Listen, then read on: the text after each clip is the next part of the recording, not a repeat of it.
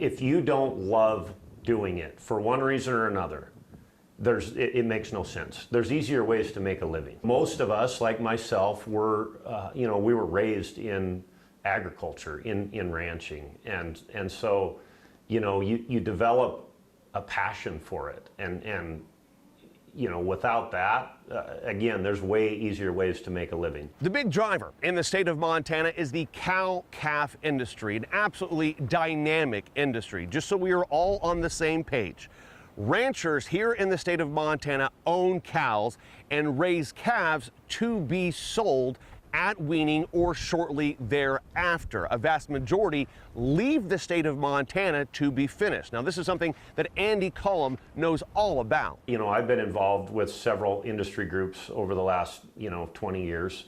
And I began with I've been a member of the Montana Stock Growers Association for a number of years, and I chair a committee for them. But I got involved with the Montana Beef Council about 9 years ago now, and I am the current president of the Montana Beef Council. A good portion of Montana's cattle head to Colorado and other Midwest states. But Montana's beef is world-renowned. Oftentimes, markets are found for it thousands of miles away from here. One of the examples we talk about all the time is the Japanese consumer, okay? One of the main products that we export to Japan is tongue.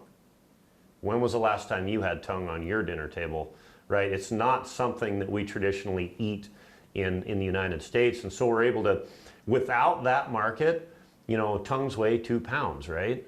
And without that, those things are probably going into rendering or pet food or something along those lines.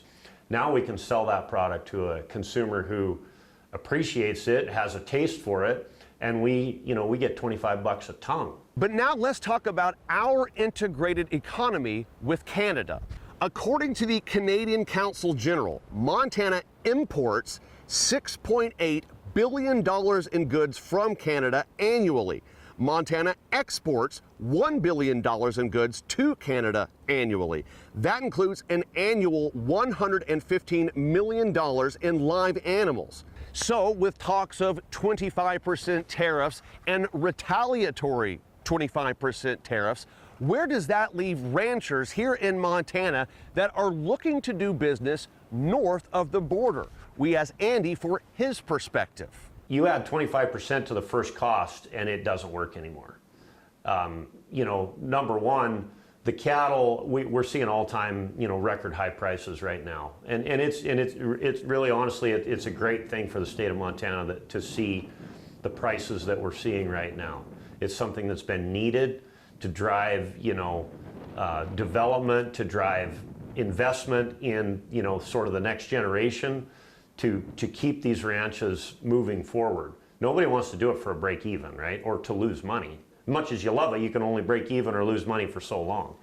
And so, it's been very good. But now here we are at record high prices, and we're looking at, if you're an Alberta cattle feeder, I'm looking at this potential 25% tariff to move the cattle north. It's going to take me out of the market.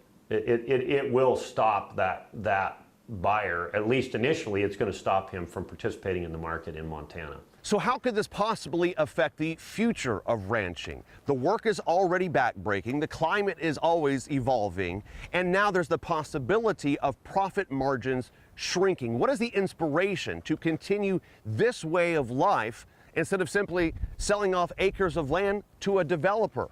And I'll go back to what I said earlier. These ranches, as much as we love what we do, as much as we love being on the land and taking care of the livestock, we have to have a viable business. It has to be profitable. If it is not, it doesn't last forever, right? And so what happens when it doesn't last forever? What you just said, properties are sold to developers, they're sold to other interests, and they're all of a sudden not in production agriculture anymore. And we're seeing it across the state of Montana from one end to the other.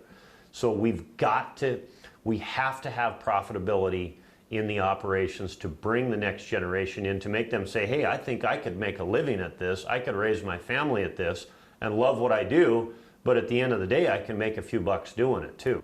Andy says that now is the time for civic engagement. Now is the time to let your elected leaders know, from Helena to Washington, D.C., what you want the state of Montana to look like moving forward. those guys need to hear from their constituents.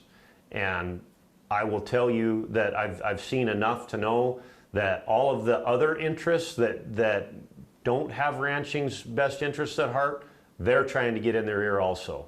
And so as producers, we need to be telling our story. We need to be communicating to our elected officials, whether that's at our local, our state, or at the national level.